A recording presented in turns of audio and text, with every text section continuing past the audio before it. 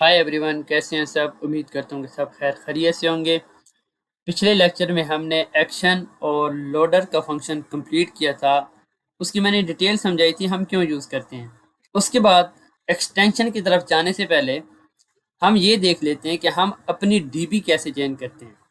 अभी हमने जितना भी काम किया था, जितने भी माइग्रेशंस की थी, वो हमने एसक्यूएल लाइट के ऊपर की थी। जब भी आप डीबी चेंज करते हो तो आपको ये सारी माइग्रेशन डिलीट करनी पड़ती हैं। माइग्रेशन डिलीट क्यों करते हैं? क्योंकि वो जितनी भी पहली माइग्रेशन थी वो इस डीबी की थी।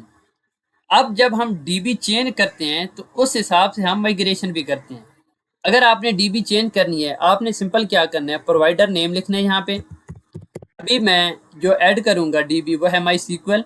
आप गूगल से जाके माई सीक्वल और माई सीक्वल का आपको वर्क बेंच मिलेगा, आपने डाउनलोड करके इंस्टॉल कर लेना है।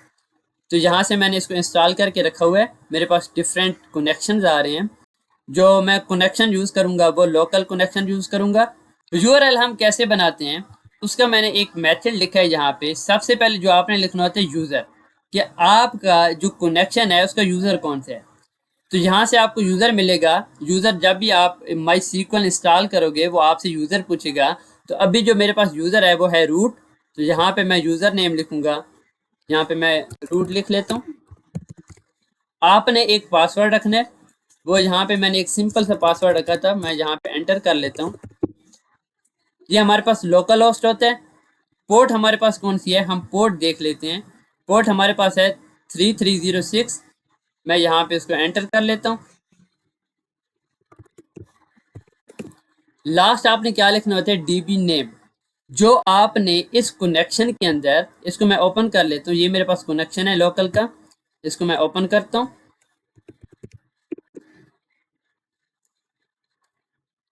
इसके अंदर मेरे पास डिफरेंट डीबीज आ रही हैं, जहाँ पे आप कोई भी डीबी बना सकते हैं। अभी के लिए एक न्यू हम डीबी बना लेते हैं, जिसका नाम हम रख लेते हैं, इसका नाम हम रखते हैं माई डीबी।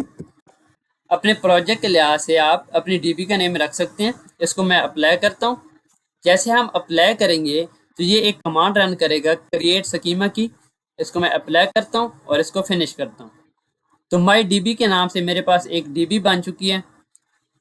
अब मैंने क्या करना है, माई डीबी का नेम मैंने इस यूआरएल के लास्ट पे लिखना है। यहाँ पे मैं लिखता हूँ माई डीबी। इस यूआरएल को मैं कट करता हूँ और यहाँ पे जाके मैं कर लेता हूँ। दो चीजें आपने करनी है। पहली चीज, आपने प्रोवाइडर लिखना है। प्रोवाइडर आपका कौन सा है, तो उस प्रोवाइडर का आपने यूआरएल जहाँ पे लिखना होता है। डीबी नेम और यूआरएल ऐड करने के बाद हमारे पास एक सिंपल कमांड होती है, जिसके थ्रू जो हमारे पास माइग्रेशन होती हैं इसको हम डिलीट करते हैं।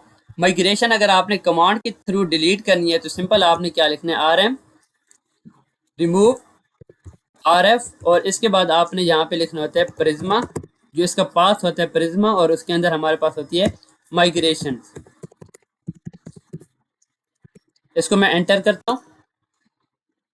जो हमारे पास माइग्रेशन का फोल्डर था वो डिलीट हो गया। अब जो हम माइग्रेशन करेंगे वो माई सीक्वल की करेंगे।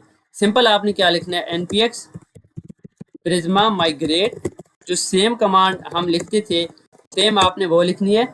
जहाँ पे आपने क्या लिखना है, इन इट। जो हमारे पास इनिशियल माइग्रेशन है हमने उसका नेम ऐड कर दिया है। इसको मैं एंटर करता हूँ और आपने ये देख लेना है, इस डीबी के अंदर अभी मेरे पास टेबल नहीं है। जैसे मैं माइग्रेशन रन करूंगा उसके बाद मेरे पास दो टेबल क्रिएट होंगे, एक सेशन और एक कॉन्टैक्ट के नेम का। इसको मैं एंटर करता हूँ तो मेरे पास माइग्रेशन कंप्लीट हो गई है। एक माइग्रेशन का फोल्डर बन गया है, उसके अंदर जो माइग्रेशन की फाइल्स होती हैं वो आ गई हैं। जहाँ से मैं देख लेता हूँ कि क्या माइग्रेशन डन होने के बाद मेरे पास टेबल आए हैं। इसको मैं रिफ्रेश करता हूँ। ये मेरे पास है माई डीबी। माई डीबी के अंदर मैं यहाँ से टेबल देख लेता हूँ। ये माइग्रेशन हो गई है प्रिज्मा की। उसके साथ मेरे पास दो मॉडल है, पहला मॉडल है कॉन्टैक्ट और दूसरा मॉडल है सेशन। अब क्या करते हैं, हम इसको टेस्ट कर लेते हैं। इसको मैं क्लियर करता हूँ। अब हम क्या करेंगे, फॉर्म पे जाके डेटा सेव करेंगे। हम ये देखेंगे कि जो अभी हमने माई सीक्वल की डीबी कनेक्ट की है इसके अंदर डेटा जाता है या नहीं जाता, ताकि हम इसको टेस्ट भी कर लें। तो यहाँ से मैं इसको रन कर लेता हूँ शॉपिफाई ऐप डेव से। मैं यहाँ से अपनी ऐप ओपन कर लेता हूँ। अभी के लिए हम इसकी डीबी अगर आप देखना चाहते हैं, इसके कॉलम देखना चाहते हैं, आपने कॉन्टैक्ट के ऊपर क्लिक करना है, सिलेक्ट रोज आपने करनी है। अभी हमारे पास जो टेबल था कॉन्टैक्ट का वो एम्प्टी है। और मैं सेशन को देख लेता हूँ, क्योंकि जब भी हम ऐप ओपन करते हैं उसका एक सेशन क्रिएट होता है, क्या इसके अंदर वो सेशन की जो डिटेल होती है वो ऐड हुई है कि नहीं। उसको अगर आपने देखना है, आपने क्या करना है, सिलेक्ट रोज करना है। ये देखें अभी हमारे पास जो इसका सेशन था वो आ चुका है। अभी जैसे मैंने ऐप ओपन की, जो उसकी शॉप थी ऐप डेवलपमेंट, मैं आपको दिखा देता हूँ। अभी जो हमने ऐप ओपन किया है, किस स्टोर पे ओपन किया है, तो उसका सेशन हमारे पास डीबी के अंदर सेव हो गया। तो आप इसकी सारी डिटेल देख सकते हैं, इसका टोकन क्या था, रिफ्रेश, एक्सपायर टोकन, सब कुछ हमारे पास आ चुका है। अब हमने एक और चीज़ टेस्ट करनी है कि कॉन्टैक्ट जो हमारा टेबल है उसके अंदर डेटा जाता है या नहीं। उसको हम एक मरतबा टेस्ट कर लेते हैं। इसको मैं यहाँ से सेटिंग ओपन कर लेता हूँ। यहाँ से मैं नेम, क्योंकि अभी हमारे पास एम्प्टी है। एम्प्टी क्यों है? क्योंकि जो एसक्यूएल लाइट का डेटा था उसको हमने सारा उड़ा दिया है। अब न्यू हम डेटा ऐड करेंगे। यहाँ से नेम हमारे पास ऐड कर लेते हैं, फ़ोन को ऐड कर लेते हैं हम, और मैसेज यहाँ मैं एंटर कर लेता हूँ। पहले वैसे सेव करके चेक करते हैं, एरर आता है तो हमारे पास ये एरर आ गया। और इसको हम एंटर कर लेते हैं मैसेज एस के नेम से। इसको मैं करता हूँ सेव। डेटा मेरे पास सेव हो गया। यहाँ से मैं कॉन्टैक्ट का टेबल इसको मैं देख लेता हूँ। सिलेक्ट आपने रो करनी है। तो ये देखिए मेरे पास जो डेटा मैंने वहाँ एंटर किया था इस डीबी के अंदर भी सेम शो हो गया।